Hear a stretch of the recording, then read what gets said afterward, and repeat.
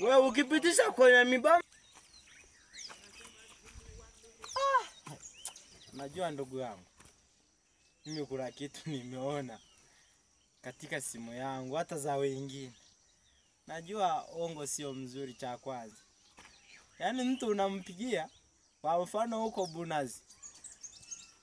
Anakupigia unamwambia halo.